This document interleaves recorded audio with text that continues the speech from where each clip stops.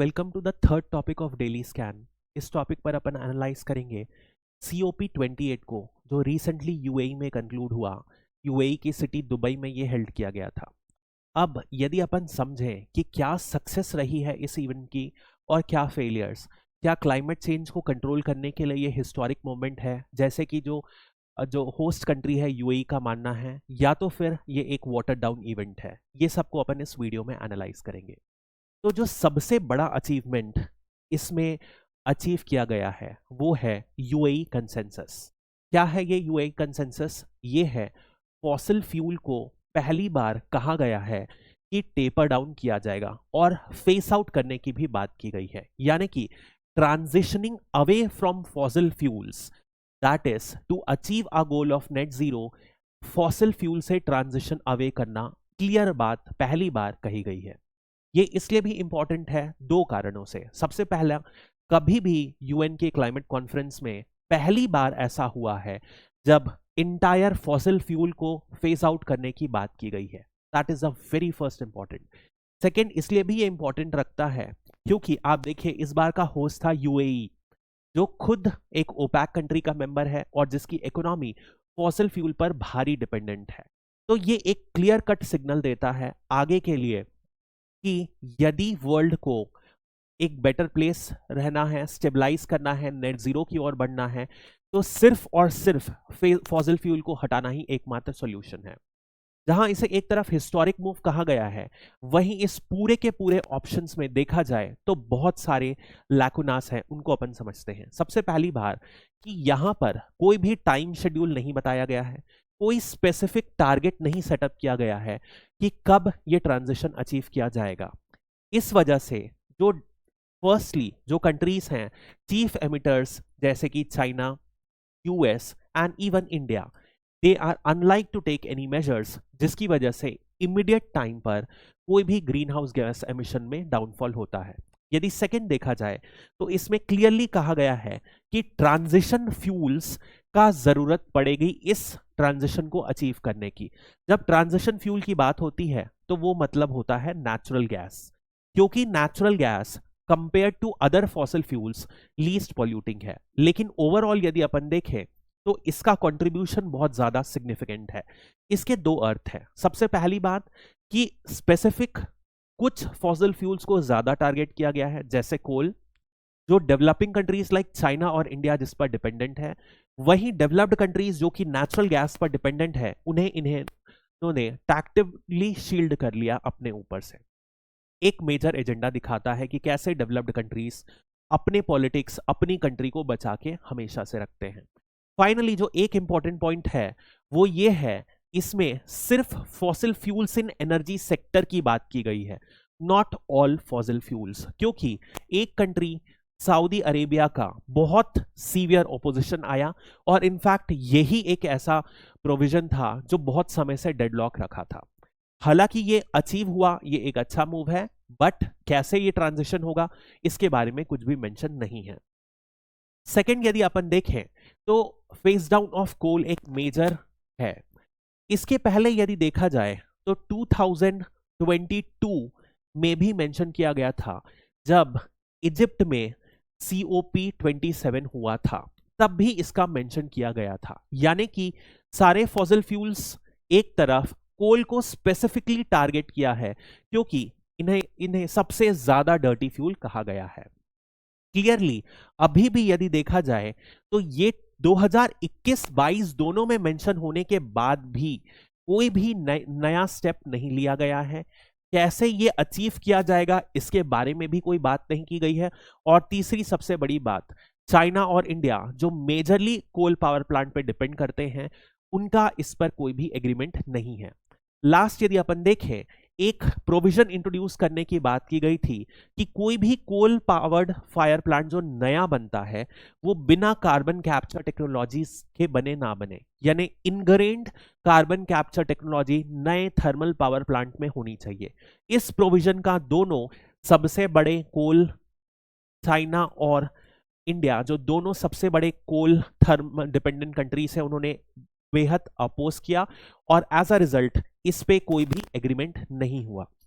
Finally यदि अपन देखें energy transition की बात करें तो ये सबसे ज्यादा इंपॉर्टेंट प्रोविजन रहा है जिसका इंपैक्ट सबसे ज्यादा फील किया जाएगा। इसमें क्या कहा गया है कि रिन्यूएबल पावर को ट्रिपल किया जाएगा और साथ ही साथ एफिशिएंसी को डबल किया जाएगा बाय 2030। सिर्फ और सिर्फ एक प्रोविजन से माना जा रहा है 7 billion ton of carbon dioxide equivalent 2030 तक कम हो जाएंगे। यानी कि जितने भी प्रोविजंस अपन पढ़े सबसे ज्यादा नोटवर्दी ये अचीवमेंट है। हालांकि इसमें भी कुछ प्रॉब्लम्स हैं। नंबर वन, यदि अपन देखें इसमें हर कंट्री को ट्रिपल करने का टारगेट नहीं किया है, ये टारगेट सिर्फ और सिर्फ ग्लोबल लेवल पर किया गया है, फिर भी एक पॉजिटिव मूव है।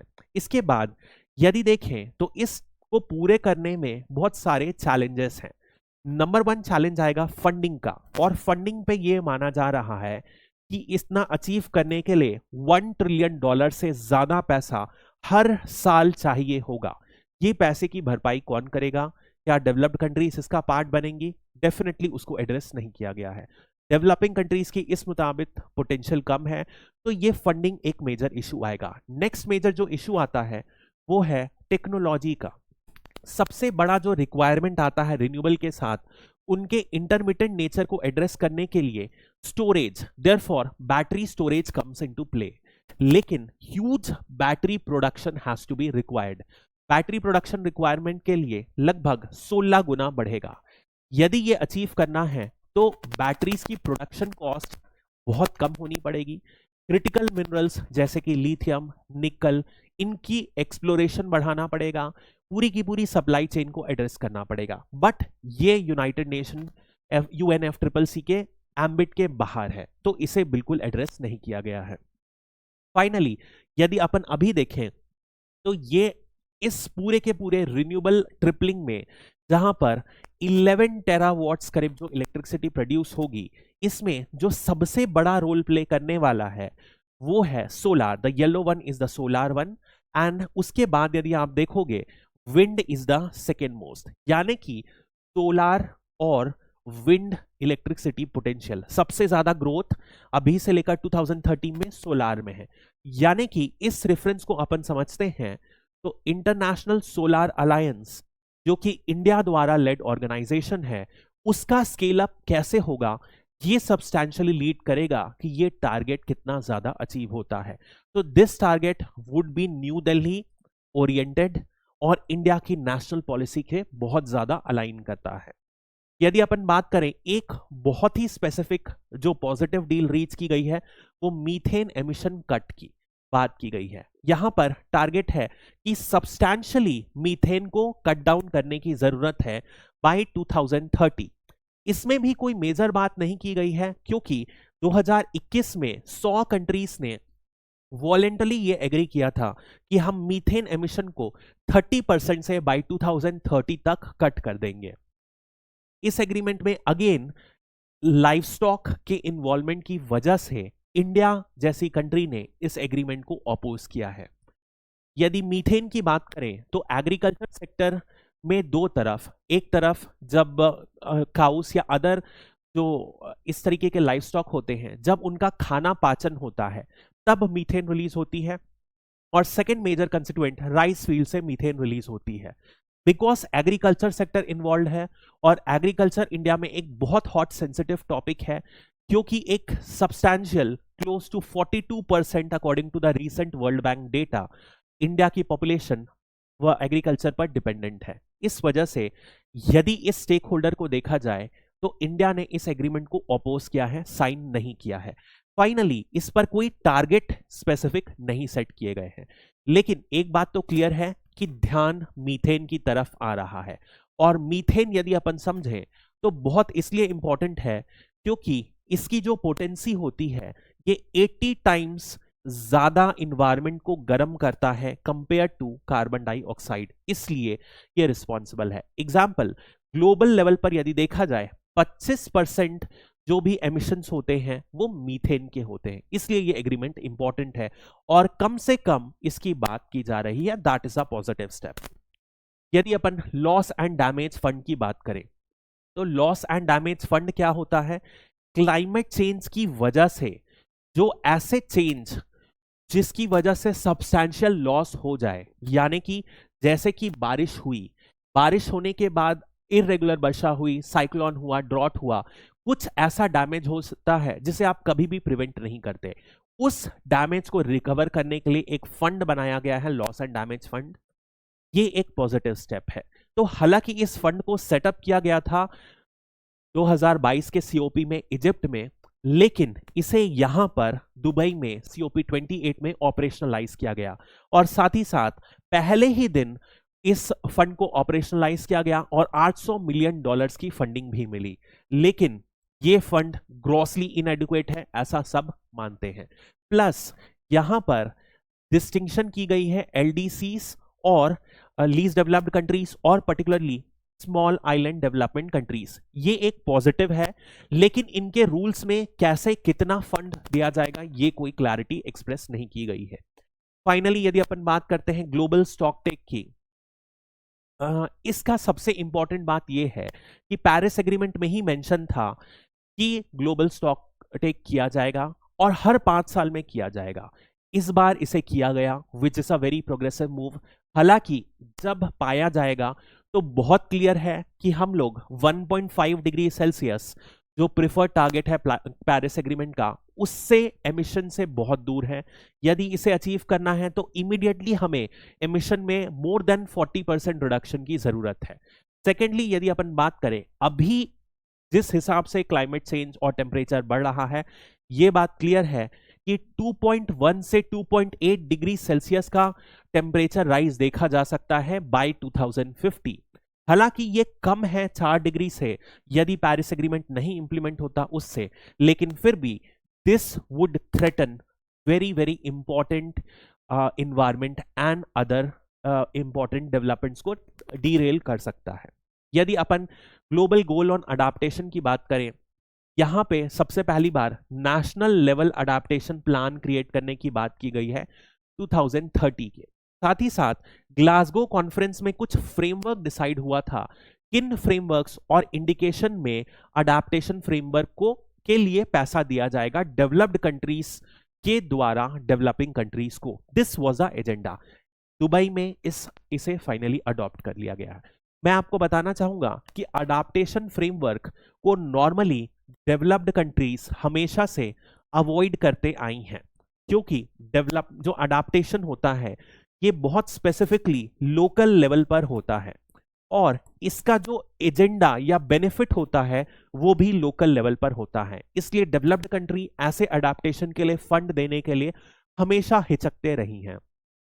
और यदि आप देखोगे तो अडाप्टेशन की कॉस्ट बहुत ज्यादा बढ़ रही है, क्योंकि जो इंपैक्ट्स ऑफ क्लाइमेट चेंज हैं और उनसे डिजास्टर एसोसिएटेड है, उनकी कॉस्ट बहुत ज्यादा बढ़ रही है। इस वजह से अपन देखें तो मेजर इशू बचता है कि जो इंडिकेटर्स किस तरीके से अडाप्टेशन को प्री और पोस्ट डिफाइन किया जाएगा, उन इंडिकेटर्स को आइडेंटिफाई नहीं किया गया है। साथ ही साथ पैसा कहां से मिलेगा, कितना मिलेगा इस अडाप्टेशन को स्पॉन्सर करने के लिए, उसमें भी कोई बात नहीं की गई है। भले ही एजेंडा को अडॉप्ट किया, लेकिन केवल ऑन पेपर है, ग्राउंड लेवल रियलिटी में हार्डली एनी एक चेंज एक्सपेक्टेड है।